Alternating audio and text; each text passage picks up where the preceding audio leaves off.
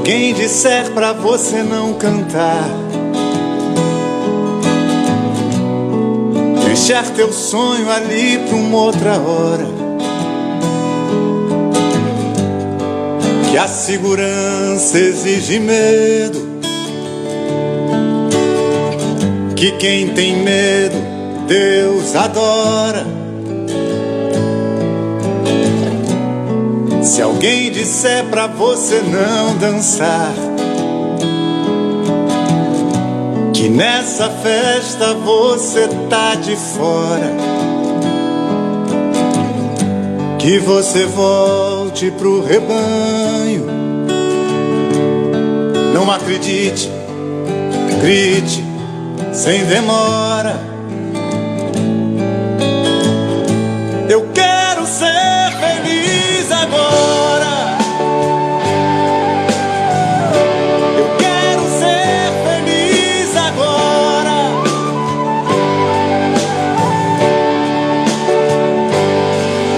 Se alguém vier com papo perigoso de dizer que é preciso paciência pra viver, que andando ali quieto, comportado, limitado, só coitado, você não vai se perder. Que mandada você vai, boca fechada, pro curral se merecer. Que Deus só manda ajuda a quem se ferra, enquanto guarda-chuva emperra, certamente vai chover. Tá pra nascer o dia do futuro que te adora. E bota o microfone na pé, olha pra vida e diz pra ele: quero ser feliz agora. Eu quero ser feliz agora.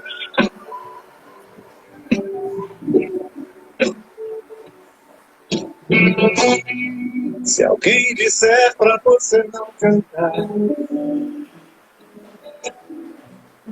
deixar teu sonho ali pra uma outra hora, que a segurança exige medo, e que quem tem medo Deus adora. Se alguém disser pra você não dançar, e que nessa festa você tá de fora, e você volte pro rebanho, não acredite, grite sem demora. Eu quero ser feliz agora. Quero ser feliz agora. Eu quero ser feliz agora. Então, bom dia Suzane. Bom dia, Domingos. Quem está nos acompanhando, um abraço. Hoje nós damos continuidade a esta série, Cada Tipo uma Missão de Vida. Hoje completamos o Centro da Inteligência Prática, falando do tipo 1. E vamos falar do tipo 1 a partir de uma pessoa tipo 1. Esse princípio lindo da Escola da Tradição Narrativa de Helen Palmer e David Daniels, que cunhou esse slogan: o maior especialista em cada tipo é a pessoa do próprio tipo. Então hoje nós vamos aprender sobre tipo 1 com uma pessoa tipo 1. Esta perspectiva, este jeito de olhar o Enneagrama nos traz uma visão mais humana e, sobretudo, nos permite ver o caminho de desenvolvimento que o Enneagrama propõe e que as pessoas podem fazer. Então, bom dia para todas, para todos. Nós começamos aí com essa música de Osvaldo Montenegro, Eu Quero Ser Feliz Agora.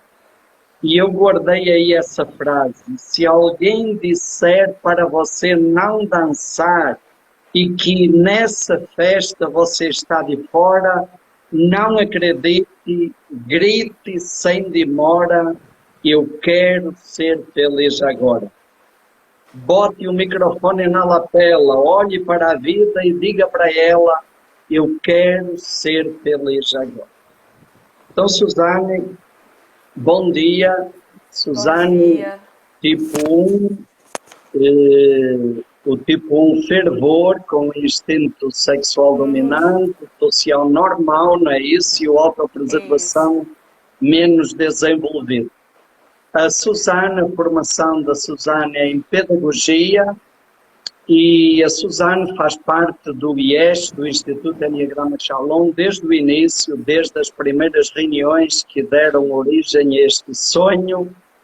É secretária executiva do IES, foi secretária da Associação Brasileira de Enneagrama durante vários anos. Integra também a equipe do FES, Formação Enneagrama Shalom, aqui no Brasil e em Portugal. Faz parte da equipe de Renascimento também. Tem formação em constelação. Trabalha no PQV, no Projeto para Jovens, para que viver. E a Suzane tem assim uma particularidade que eu gostaria de lembrar, né? Além dos muitos cursos que ela já tem feito por esse Brasil afora, a Suzane já deu curso para bispos e padres, né? Assim, uma missão especial, né? Então, Suzane, bom dia. Seja bem-vinda, fique à vontade. Você me escuta bem? Sim, está ótimo. Que bom, que bom. Além dos bispos e padres, a minha família está aqui dizendo, trouxe o Enneagrama para a família, né? Para os irmãos, para os pais. Então, exato, então foi uma experiência que eu ia perguntar também, pedir para falar sobre essa experiência da família. A Suzane faz parte de uma família numerosa, 11 irmãos, não é isso? E através dela, ela levou o Enneagrama para a família toda, os pais, irmãos, cunhados, cunhadas, sobrinhos, sobrinhas, e juntava essa família numerosa, todo mundo se juntava pelo menos uma vez por mês para aprofundar, compartilhar e vivenciar essa experiência do Enneagrama. Isso trouxe transformações profundas. Até podemos começar por aí, Suzane, já que falamos disso. Fala um pouquinho como é que foi essa experiência. Pronto, eu até acredito, Domingos, que a motivação interna partiu do meu tipo de personalidade mesmo, né? Talvez no movimento, sem saber, de espalhar esse olhar de cuidado. Foi algo que me fez muito bem no Enneagrama, quando eu fiz o processo, me trouxe muita libertação, um olhar muito compreensível para os meus movimentos internos. E como meu instinto dominante é o sexual, vem o movimento mesmo, então vou ajudar todo mundo que eu puder ajudar, e eu comecei pelos de casa, né? Aperfeiçoar os eleitos, os próximos. Pois é. Os mais próximos, os mais queridos a princípio, né? Meus pais, eu levei logo para fazer curso contigo primeiro, claro, né? E aos poucos eu fui trazendo, com a tua ajuda, com o teu auxílio, eu fui trazendo a sabedoria para dentro de casa, literalmente. Então, assim, inclusive eu só comecei a assessorar cursos depois que eu já tinha uma gama de experiências com esse trabalho interno. O que eu consigo enxergar hoje que me ajudou nesse trabalho no chão da família?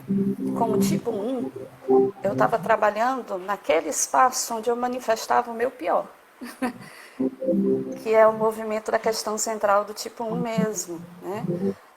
Como ninguém, eles sabiam os meus momentos de raiva, eles visualizavam. Existiam encontros em que um dos irmãos uma vez disse: como é que a Suzane quer ensinar a gente se ela é assim tão zangada?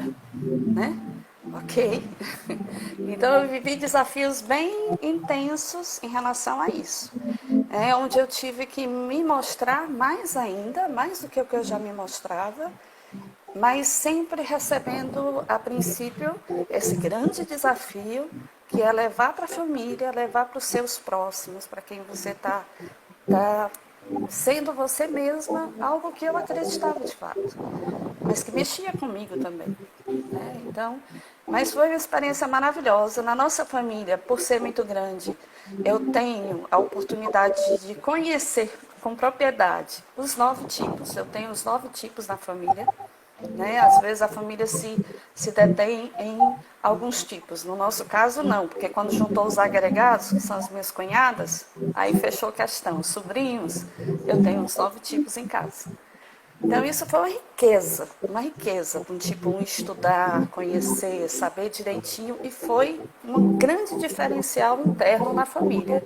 Ajudou a dialogar, ajudou a crescer, ajudou a gente a fazer diferente, muito diferente. Meu pai é um tipo 1, eu sou um tipo 1 e meus 2 irmãos bem próximos, o primeiro, o segundo e o terceiro filhos da família, são tipos 1s. E Tem aí, uma força Suzane, aqui. você falou do que isso significou para você. Eu estava lendo aí uma das irmãs dizendo fez toda a diferença, foi a mudança. Foi a Qual foi, mudança. assim, o feedback da família, os sinais que você percebeu e percebe como frutos desse trabalho no ambiente familiar? O grande feedback, eu acredito que foi o crescimento do à vontade, né? Foi eu me colocar à disposição dessa turma, como terapeuta também, não só como a irmã, mas a primeira irmã mais velha, mas também como terapeuta, né? Então, hoje ainda, vendo o trabalho que eu já executo enquanto terapeuta, eles me procuram com muita frequência, a gente conversa e eu vou em cima do tipo, porque eu já sei o tipo, porque eles fizeram um processo, e a gente se ajuda nesse diálogo. Então, eu acho que o grande diferencial realmente foi o diálogo. Foi a gente aprender a conversar com. Como nós éramos de um ambiente muito rígido, né, de educação muito rígida, meu pai tipo 1, minha mãe tipo 6. Então, o diálogo era muito contido. E a gente foi aprendendo a conversar sobre. Eu acho que esse é um grande diferencial. Que bom, muito bem. E é bom ouvir isso, essa tua partilha de que antes de começar a dar cursos para fora, você achou bom fazer essa experiência internamente. E Sim, isso a gente acredita que precisamos vivenciar, experimentar aquilo que depois vamos partilhar com os outros. Que bom. Muito bem, Susana. Então, vamos aí aprender hoje, com a tua experiência, sobre como é ser tipo 1. E, começando pela personalidade, o Enneagrama nos diz que a personalidade tipo 1 tem aqueles 4 pilares. O primeiro pilar, experiência de infância. A criança ferida. O que é que a criança internalizou? A criança tipo 1 carrega uma sensação de insignificância, como uma criança que faz parte do centro da inteligência prática. No tipo 1, essa sensação tem aquela sutileza, sentir que eu não sou aprovada, que os outros não acreditam em mim, não acreditam no meu valor. A criança internaliza isso como uma cobrança, o sentir que eu preciso corresponder a uma expectativa dos outros. E a partir daí fica esse movimento de se preocupar com um comportamento, fazer aquilo que os outros aprovam e esperam, e eu acabo esquecendo daquilo que eu sinto, do meu desejo, das minhas necessidades. Isso gera um mecanismo de defesa que chamamos de formação reativa. Todo o sistema da pessoa se organiza, se estrutura, se condiciona para reagir a qualquer impulso, a qualquer desejo, a qualquer necessidade, seja física, seja emocional. Então o corpo contrai, o mental manda uma ordem de censura e todo o emocional trava para conter, para não deixar que apareça nenhuma reação, nenhum sentimento, nenhuma emoção, porque isso pode ser desaprovado pelos outros ou pode dar a imagem de uma pessoa que não corresponde àquele ideal que o tipo 1 acha que os outros esperam dele. Então, formação reativa. E, sobretudo, essa formação reativa, ela abafa tudo que é desejo, necessidade, mas de uma maneira especial, irritação, raiva, porque isso é feio, que uma menina bem educada não pode manifestar. Só que aí geram a fixação. E a fixação é uma ideia fixa, é um ponto através do qual eu olho a vida. E o meu ponto fixo passa a ser a irritação, a raiva, como aquilo que eu estou de olho para controlar. E eu reprimo essa irritação, essa raiva, só que ela volta. Ressentimento, sentir de novo. Eu sinto a raiva, eu reprimo, mas ela volta, eu reprimo de novo e eu fico nesse movimento que desgasta internamente, brigando com a minha raiva. O ressentimento também tem aí a tonalidade de uma decepção comigo, que eu devia ser perfeito e não sou, porque os outros deviam ser perfeitos e não são. E no homossexual, aquela coisa de que eu me esforço para aperfeiçoar os outros e eles às vezes ainda reclamam ou acham. E tudo isso vai gerar o estado emocional, a paixão do tipo 1, que chamamos ira. E a ira do tipo 1 é uma ira vulcânica. Ela é a raiva, a irritação, que depois vira raiva e que é reprimida o tempo todo e que fica fermentando. E quando encontra um motivo que lhe parece justo, explode de uma maneira vulcânica, incontrolável. E geralmente explode, como você já falou, nos ambientes onde a pessoa se sente mais à vontade. Família, geralmente, as pessoas mais próximas são privilegiadas com essas declarações de amor do tipo 1, que é realmente uma declaração de amor, né? E depois vem ressentimento, culpa, vergonha. Então, isso é a estrutura psicológica do 1. Fala um pouquinho sobre isso, Susana. Como é que você percebe isso na sua vida, na sua história? Como é que atuam esses mecanismos? Pronto. Talvez seja por conta do meu instinto dominante, que é o sexual, e acaba se expressando de uma forma mais explícita. As minhas expressões, elas são mais explícitas.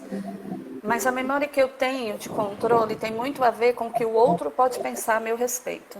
Eu acho que vem um pouco aí, né? Então, é um controle do corpo, das sensações do corpo. A sensação que eu tenho é, eu sinto a vontade de falar, mas não pode. Vem aqui, né? E é como se na minha garganta eu tivesse o controle, a válvula que fecha. Na minha cabeça tem uma sensação de que se eu falar o que eu estou sentindo agora, eu não sei como é que você vai reagir. Eu não sei qual vai ser a tua resposta. Eu me percebi essa semana em momentos de ansiedade, pensando a gente tem um movimento de ansiedade natural de fazer a coisa certa. Então, eu me emocionei muito na live da Aninha, no domingo passado, e aí eu fiquei pensando, poxa vida, eu vou me desmanchar na próxima. Como é que eu vou fazer, né? Porque tem um movimento mesmo de controle, de retenção. Então, em muitos momentos, a minha preocupação, quando eu parava para meditar, quando eu parava para refletir sobre essa preocupação, a ansiedade antes do momento acontecer, a resposta que vinha era essa: o que os outros vão pensar de mim depois? Então, é uma vergonha de mostrar quem eu sou, ou o que eu estou sentindo.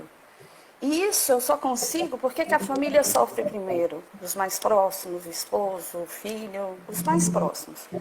Porque com eles eu consigo. A sensação é, poxa, graças a Deus que tem alguém que me aceita assim. Porque para os outros tem um receio do que vão falar. É o controle, né? É um controle da reação. É um movimento de contenção. Contenção do corpo, das sensações. E aí inclui tudo, inclui a emoção, o que eu estou sentindo, o que eu quero falar, o que eu quero verbalizar. Normalmente, se eu consigo expressar, se eu consigo dizer o que eu estou sentindo, primeiro pensei muito para dizer. Eu analisei muito se eu deveria falar daquele jeito. Se eu não tive o tempo de análise, se a coisa saiu de qualquer jeito, aí vem a culpa e a vergonha, que me acabam, que arrasam, que destroem a sensação. Porque quando a raiva é expressa, eu sinto muito claro. Quando eu solto a raiva, eu solto mesmo. É uma sensação de vulcão mesmo. Eu não parei para analisar o grau dessa expressão de raiva. Eu não tive tempo para isso. E aí, quando eu expresso, é comum que no final, de fato, eu me arrependa. A não ser que seja alguém que eu confie muito. Normalmente, se é alguém que confie muito, aí eu ainda consigo dizer, desculpa, foi mal e tal, não queria te atingir assim. Mas quando sai de qualquer jeito, eu fico péssima, arrasada. Vem culpa, vergonha, não devia ser assim. Era melhor que eu não tivesse falado. E aí, controla de novo, guarda de novo. Porque eu fiz esse esforço todo, como você falou, preocupada com a imagem, o que é que o outro vai pensar de mim. No fundo, o medo da criança de não ser aprovada, de os adultos não acreditarem em mim, de eu não fazer o certo, o que é que o outro vai pensar. E como você disse, chega num ponto que arrebenta, eu acabo soltando sem ter controle. E, como você já colocou, o fato do instinto sexual ser dominante faz com que essa raiva, quando vem, venha com uma intensidade maior ainda. E então, quer dizer, eu fiquei aquele tempo todo reprimindo, segurando, com medo da imagem que eu passo para os outros, e depois eu acabei estragando essa imagem, digamos, botando tudo por água abaixo. E aí vem o remorso, a vergonha, o que é que os outros agora vão pensar de mim, e vem essa coisa de ficar sem jeito. E eu queria aproveitar, Susana, para pontuar isso aí que você trouxe, que acho que é muito importante. Tudo isso se manifesta no corpo. Não é algo teórico, abstrato, está no corpo. Isso que você eu estou falando aqui, Domingos, se me permite, dentro dessa ideia do corpo. Eu estou falando e minha nuca está queimando, né? É como se o meu corpo sentisse a emoção. É como se, não, ele sente. Porque você já falou aí, isso trava no estômago, na garganta, a cabeça está o tempo inteiro censurando, superego, crítica interna, e aí na nuca, né, que é uma forma de travar a garganta. São pontos de choque aí muito recorrentes na personalidade. Muito bem, Susana, aí acho que temos uma caracterização clara de como funciona o padrão de personalidade 1. Agora eu queria que você falasse para nós qual foi o preço que você pagou por isso. Qual foi o resultado que isso trouxe na tua vida para você, para as relações? Qual é o preço de ser tipo 1 quando a pessoa vive dominada por esses mecanismos? Eu entendo que o grande preço realmente foi um movimento de rigidez inconsciente, de autocontrole muito, eu diria até cruel, né? Eu sinto a vontade de, às vezes, de dar um abraço, de dizer para a pessoa que eu estou aqui, mas não, peraí, o que a pessoa vai pensar de mim, né? Às vezes, apesar de que eu sou sexual, então é muito fácil para mim chegar, dar um abraço, chegar e me expressar. Mas quando a situação é mais delicada, é mais difícil, né? Às vezes eu tenho vontade de dizer coisas e me policio. Então eu perdi muitas amizades, de dizer às vezes o que eu acho, que eu entendo que vou machucar a pessoa, então eu travo. E aí eu me policio demais, e isso me angustia, e aí muitas vezes eu até perco a verdade daquela pessoa, porque eu tive medo de machucar, e eu, né? Como é que eu fico nisso? Eu esqueço muito de mim por isso. Pelo outro, eu acabo me anulando muito. Isso é um preço muito grande, muito alto. Eu sinto que é alto. Então, o autocontrole, a rigidez, o não conseguir me expressar como eu gostaria, que eu sinto que eu poderia, mas tem um julgamento, tenho medo do que você vai achar, do que o outro vai achar. Isso me trava. Então é importante percebermos isso, que há aí, digamos, um comprometimento, um grande preço é ofuscar, abafar a espontaneidade. É como se eu não me permitisse ser quem eu sou, com medo do julgamento que vem dos outros, da aprovação ou da reprovação. E essa repressão, é importante lembrar isso que você falou, não é só da raiva, é de tudo. Por exemplo, a vontade de dar um abraço, ou de dar uma gargalhada, ou de expressar alguma coisa, de fazer um comentário. É uma censura permanente, né? Você usou aí a palavra policiar. O crítico interno do 1, o tipo 1 é 2 em 1. Tem uma criança, né, espontânea, que gostaria de se expressar, e tem um adulto, que é policial, e que diz não pode, não pise na grama, isso é feio, o que é que os outros vão dizer? Isso gera um desgaste interno, e você trouxe aí uma expressão importante, isso acaba fazendo com que eu esqueça de mim. Não é isso? Esqueça de mim. Muito eu lembro bem. de uma situação, Domingos, nesse movimento de autocontrole. Eu estava numa festa com amigos bem próximos, isso é um detalhe, eu só consigo me soltar numa festa quando eu sinto segurança nesse grupo. Quando eu sinto segurança, a sensação de segurança aqui, entendam, como aqui ninguém vai julgar o que eu estiver fazendo. Aqui eu posso ser quem eu sou. Não existe julgamento aqui. E aí, nessa situação, eu estava realmente num movimento... Eu adoro dançar. Quem me conhece sabe disso, né? Eu amo dançar. Então, é uma forma, inclusive, de extravasar a minha energia. É um momento em que eu me sinto extremamente leve, né? Eu lembro que eu estava nessa festa com um grupo de amigos, pessoas próximas, amigas, e alguém chegou para mim e fez o seguinte comentário. Simples assim. Nossa, mas tu tem um remolejo. Eu parei. Eu travei. Porque a sensação era assim, poxa, e agora, eu posso ou não posso dançar? O que é que vão pensar de mim? Né? Então, foi julgamento. Para mim foi julgamento aquilo ali. E aí travou total. Foi difícil voltar a curtir a festa, aquela festa. Foi difícil. E a partir daí essa pessoa ganhou um pontinho negativo na minha cabeça. Né? De que eu tenho que ter cuidado com essa pessoa, né? E a pessoa fez sem a menor maldade. Eu já reconheço isso, mas naquela situação não foi fácil. Isso é o peso. Isso é um peso, né?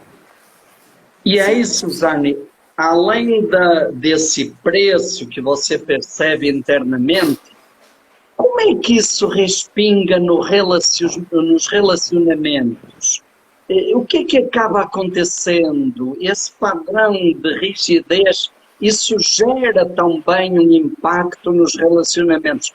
O que é que acaba repercutindo nas pessoas que convivem mais de perto? Então, eu até trouxe essa coisa, né? Aqui em casa, meus irmãos, às vezes, hoje eles já dizem, de vez em quando a gente conversa, eles dizem, não, mas tu não é mais assim, não, né? Eu ganhei o título de a zangada da casa, né? Sou a zangada, né? Então, assim, minha face expressa, eu sou extremamente transparente, eu não consigo disfarçar o incômodo, tem um tom de julgamento e isso é cruel para mim e para o outro, né? Por mais que eu não esteja fazendo julgamento de forma consciente, mas é um movimento inconsciente. Então, isso traz um comprometimento da relação muito intenso. Porque é como se o outro se sentisse constantemente julgado, né? Ou interpelado. É comum que, às vezes, quando eu me expresso e a pessoa silencia, eu já vou de novo ao encontro. Eu falei alguma coisa que te incomodou, né? Porque eu fico com receio de perder a pessoa. Para mim, a pessoa é muito importante, né? Então, eu tenho cuidado nas palavras, cuidado no jeito que eu vou me expressar, com receio de que aquela forma... Porque é tudo muito intenso, e aí vem do meu movimento do instinto dominante, é intenso, mas é também policiado. E aí, às vezes pode parecer falso, mas não é. É controle. É medo de falar o que eu não devia, é controle. É bem... Não sei se eu me expliquei, né? Se me fiz entender, mas é controle, né? Exatamente. E um aspecto aí que eu gostaria de pontuar, Suzane, que é um drama nesse padrão de personalidade.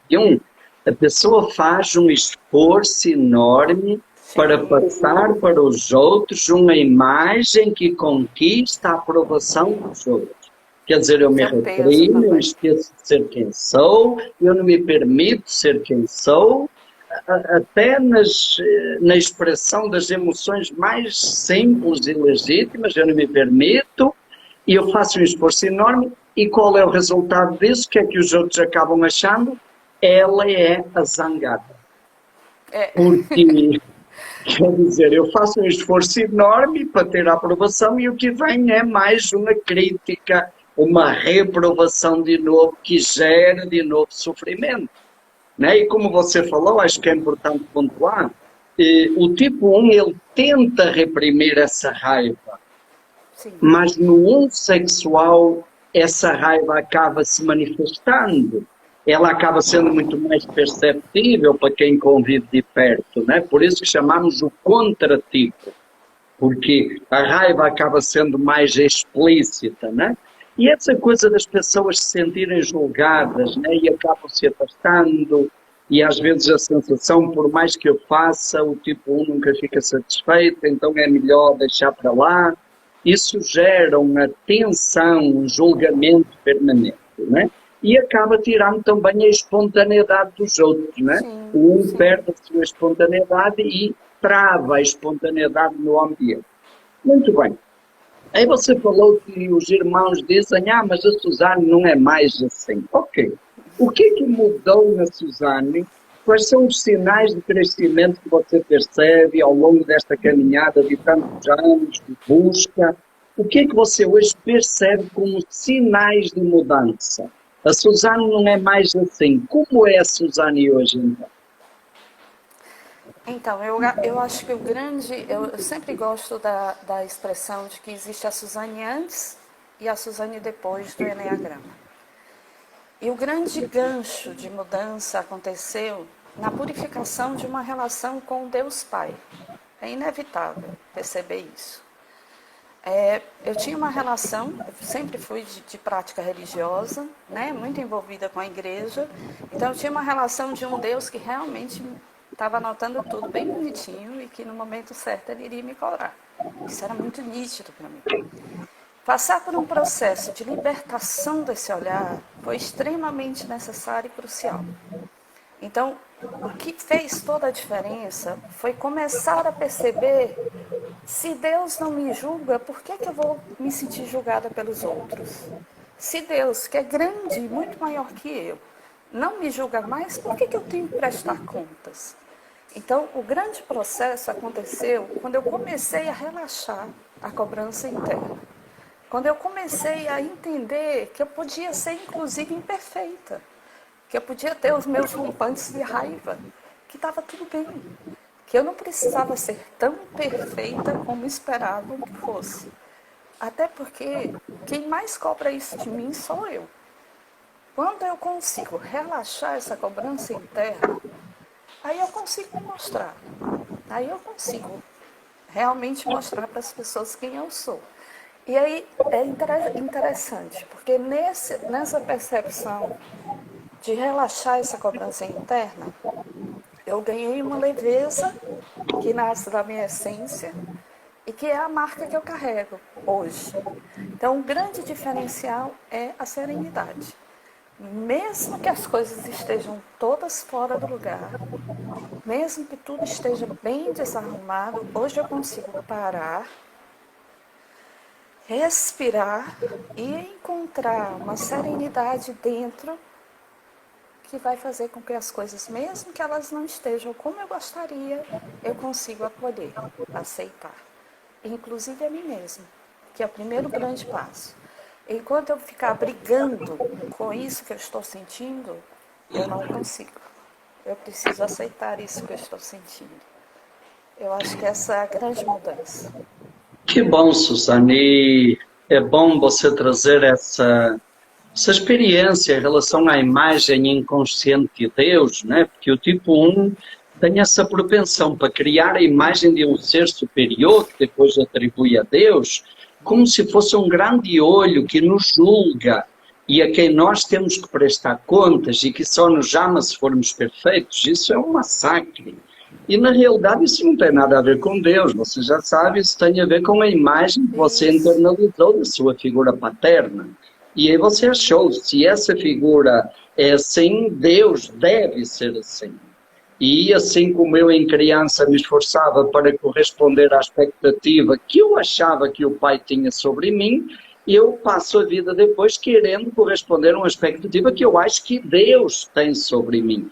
Mas como você disse, quem cobra de mim sou eu. Às vezes as pessoas nem acham, né?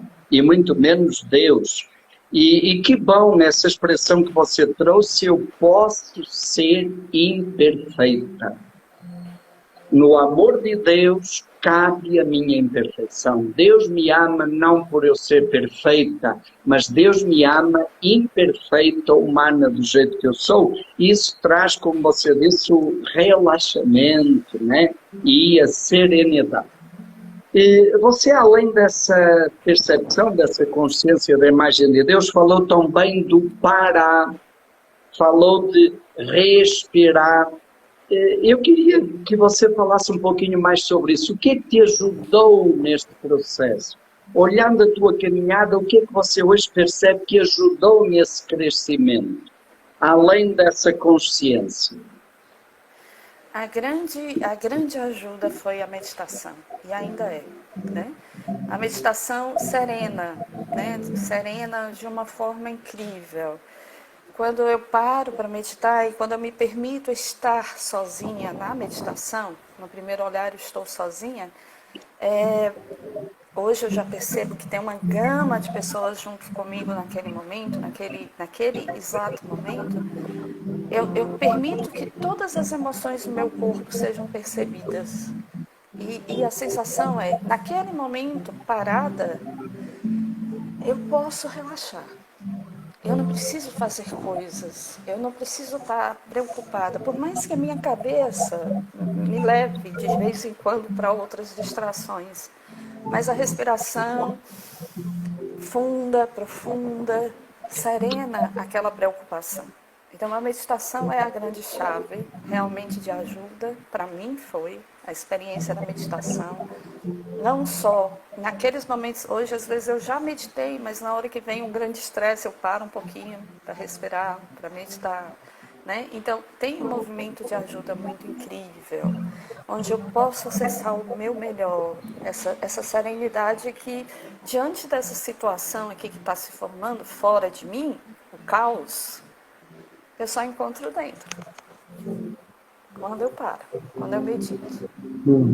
Que bom, que bom. Eu estava lembrando na tradição judaica, no Antigo Testamento, tem um versículo que diz: Deus é paciente porque tem as narinas grandes. Olha a simbologia. Deus é paciente porque respira muito. Então, para todos é um segredo, e para o tipo 1 especificamente, né? Aliás, os padres do deserto descreviam a ira como ter o sopro breve. A pessoa respira pouco, fica irritada. A pessoa respira muito, fica paciente. E aí nós entramos aí com essa experiência bonita da meditação, como uma janela que te permite acessar a essência, né? E retornar a ela, mesmo quando perde. Nós entramos aí no horizonte da essência do um. O Enneagrama descreve a essência do um com a ideia sagrada da perfeição. E a perfeição é compreender que tudo que existe é perfeito e que tudo está perfeito do jeito que está. Então eu relaxo daquela tarefa, daquela crença de que eu tenho que aperfeiçoar, ou um fervor, sobretudo, eu tenho que aperfeiçoar os outros. Não, os outros também estão bem do jeito que estão, né? Estão no caminho deles e no processo deles. Então, a ideia sagrada da perfeição. Isso gera a virtude, o estado emocional, sentir a partir do coração de Deus, que chamamos serenidade. Serenidade. Os padres do deserto também chamavam paciência, paciência. E paciência não é de aguentar, né?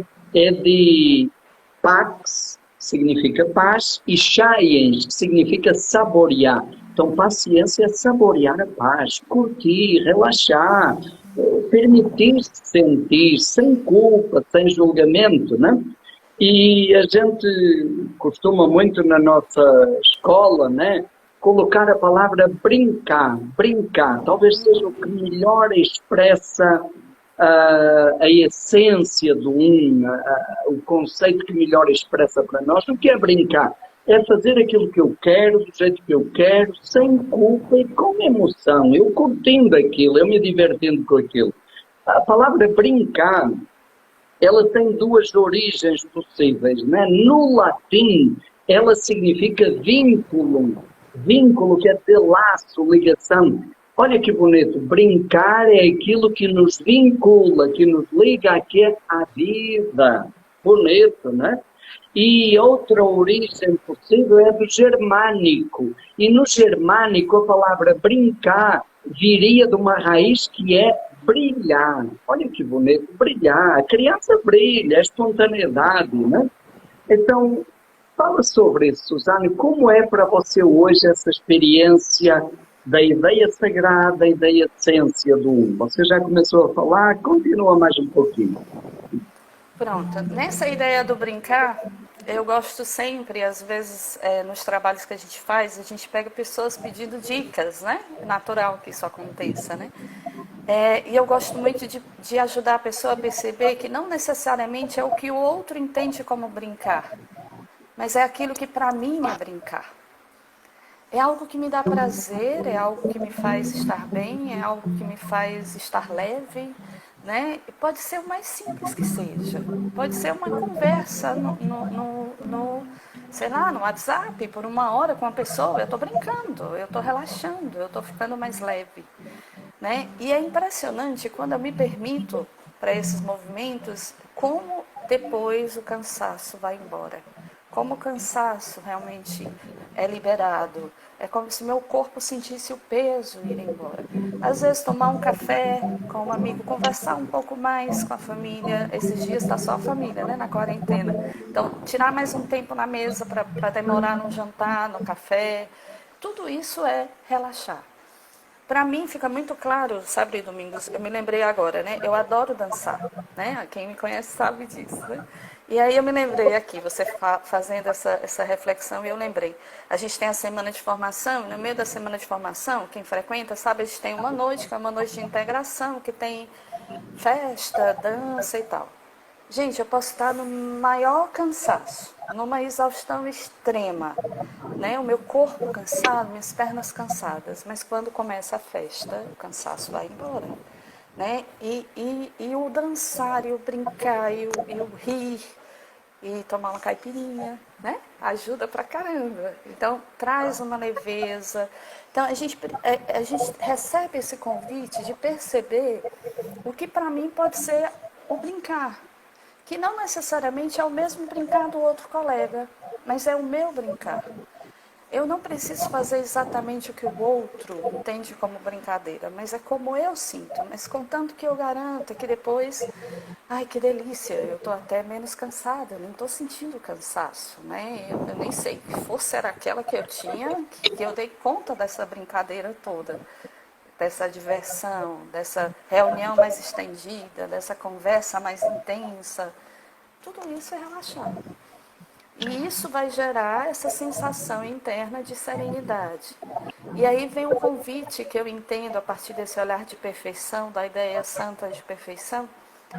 Quando eu comecei a entender que nem tudo precisa estar perfeito no meu grau de entendimento de perfeição, porque está tudo perfeito do jeitinho que está, por mais imperfeito que ele esteja, nossa, foi um alívio. Parece que estava dando tudo errado. Parece que estava tudo fora do lugar. Mas quando eu acolhi que o perfeito é exatamente o imperfeito, e que o grau de perfeição é muito mais meu do que do todo, do universo, eu comecei a entender que existe algo maior do que eu e que comanda as coisas. Não sou eu. Eu não sou a autora das coisas, que controla tudo, né? O eu que eu digo, porque o tipo 1 tem esse movimento mesmo, de se sentir o todo-poderoso e o perfeito. Só que não, né? Isso me ajudou muito, né? Entender que eu, durante uma experiência muito forte da passagem do meu pai, há 2 anos, eu lembro que eu precisei fazer essa experiência de entrega. E uma pessoa muito amiga disse assim, eu precisei fazer uma viagem, ele na UTI, e eu tinha muito medo dessa minha ausência. medo de que ele partisse e eu não estivesse perto. Era trabalho, seriam muitos dias, e quando eu voltasse, se ele já tivesse morrido? E eu lembro que essa pessoa disse: deixa Deus ser Deus. Nossa, foi tudo.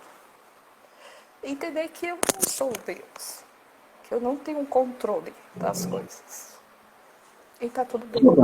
Assim. Respira fundo. E é interessante, Susana, esse aspecto, que me parece que é muito importante. Aliás, toda a personalidade, no fundo, é uma tentativa de ser Deus, da gente assumir o lugar de Deus.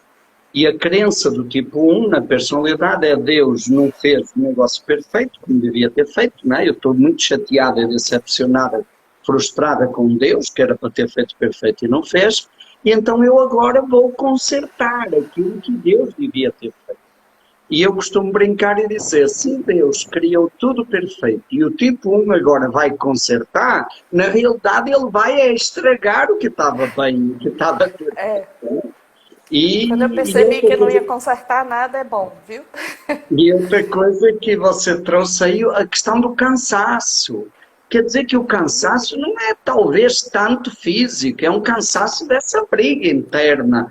E quando você deixa de abrir mão do controle da briga interna, e uma palavrinha aí que você trouxe, se permite sentir. Relaxar é sentir, e é o que faz sentido para você. Pode não ser prazeroso para o outro, mas para você é, porque senão você vai fazer o que os outros acham de novo, vai se submeter de novo à aprovação dos outros. Então, quando se permite, aí até o cansaço físico vai embora, né? Que bom.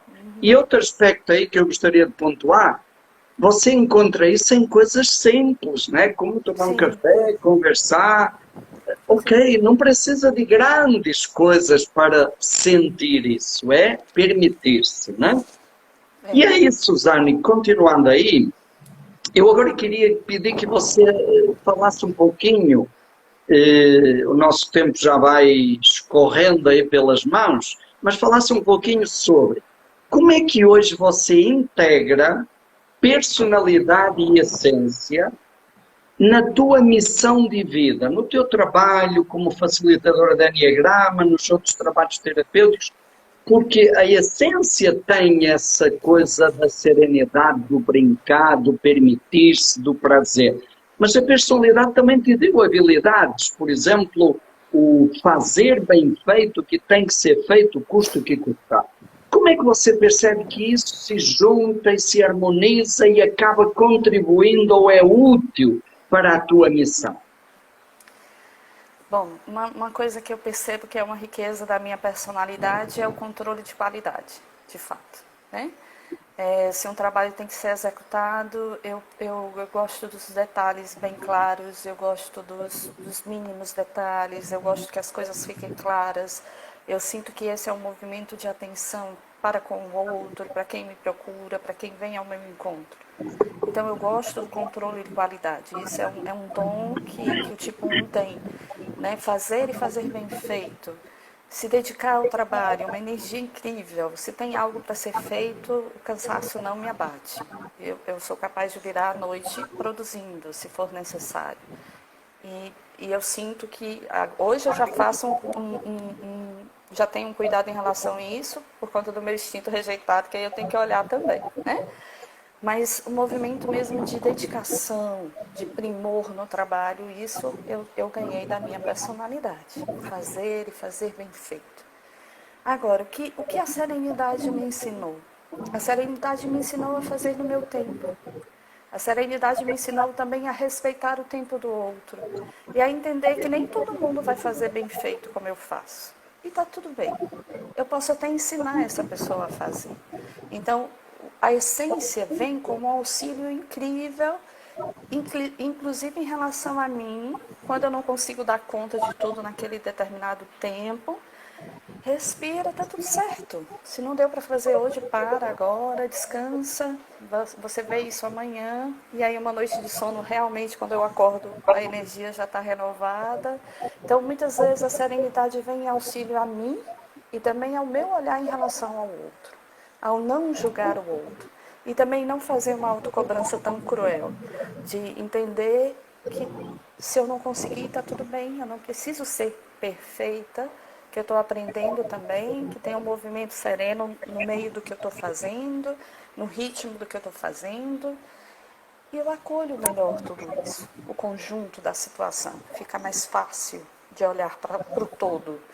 Continuo mantendo o controle de qualidade, o jeito de fazer, com todo o capricho dos detalhes, de realmente perceber o que falta, o que não falta. Isso é um olhar que eu ganhei da personalidade.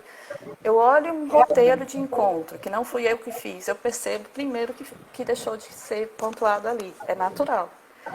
Mas aí eu vou na pessoa e dou a dica para a pessoa. Aí isso é a minha serenidade. Na personalidade, o fazer bem feito é feito com esforço, como uma obrigação, como um Sim. peso, né? Sem Sim. curtir. Quando traz a luz da essência, eu continuo fazendo bem feito, mas com extremamente prazer, com prazeroso. leveza, trago o sentimento, né? Que bom, Suzana, que bom. Há uma pergunta assim para ir encerrando, ir fechando esta partilha, esta viagem pelo tipo 1, né? Hoje, a partir da tua experiência, né? O que é que você diria para uma pessoa tipo 1 em início de carreira? Né? E aí, de novo, entra também essa habilidade do sexual que gosta de ajudar o outro a ser mais perfeito, né? Porque é o bem do outro, né?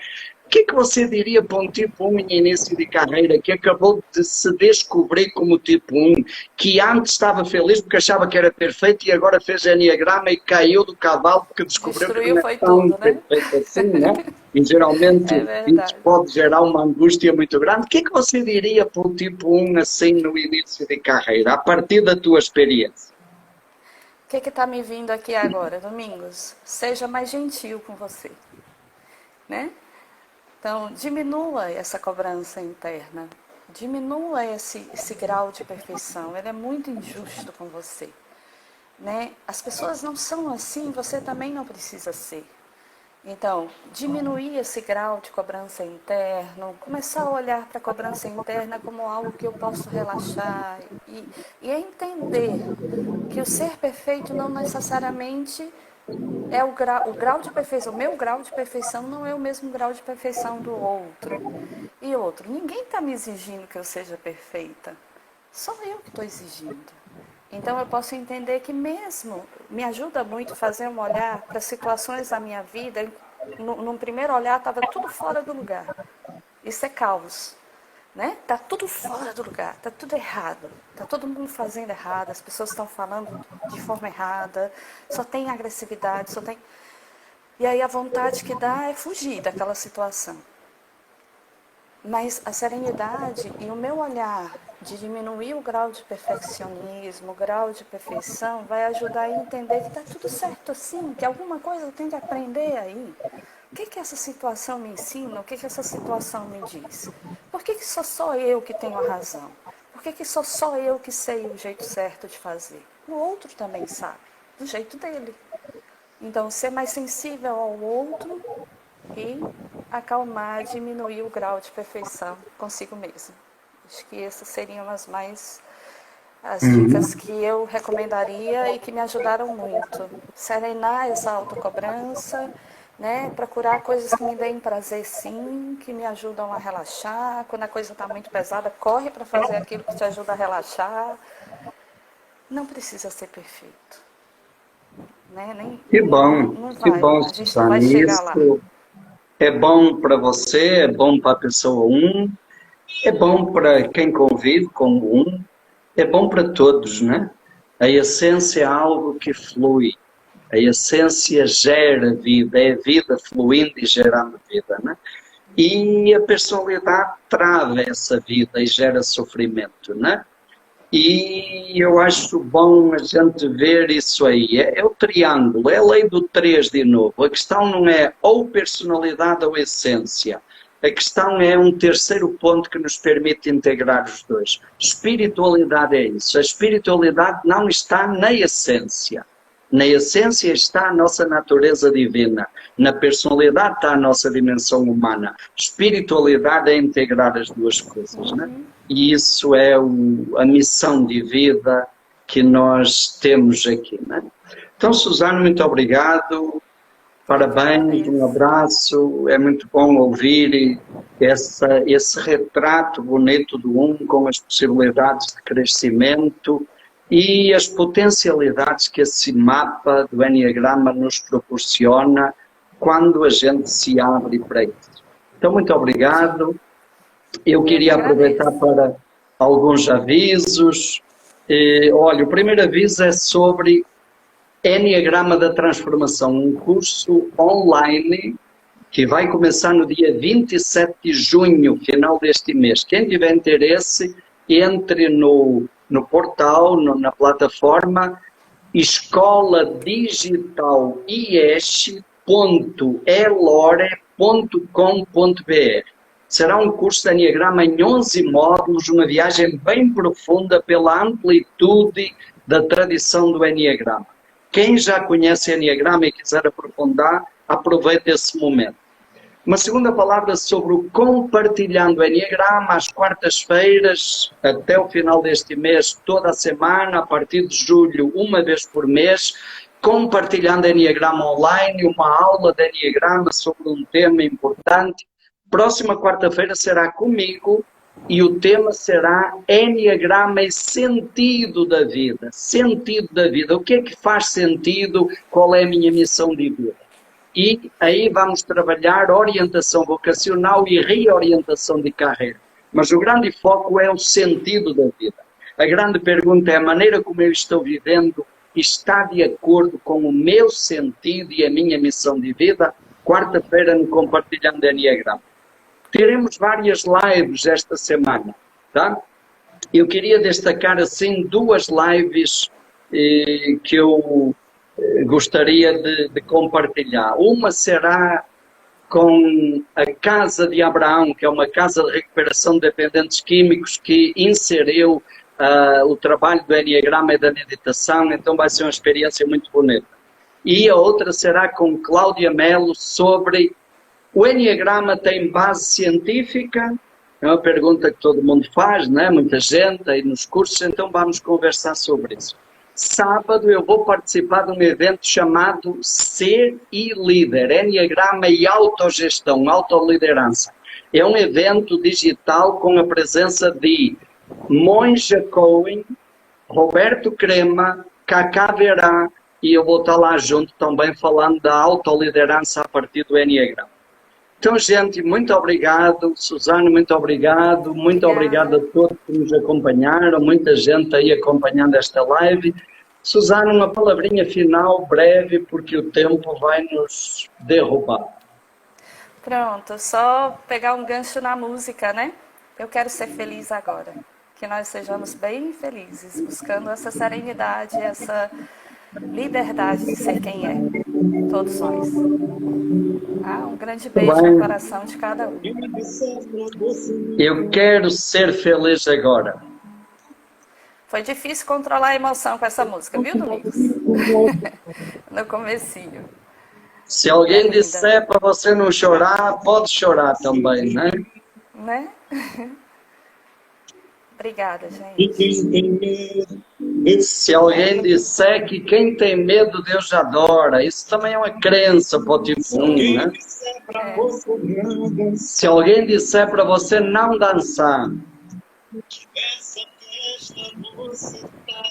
que nessa festa você está de fora, que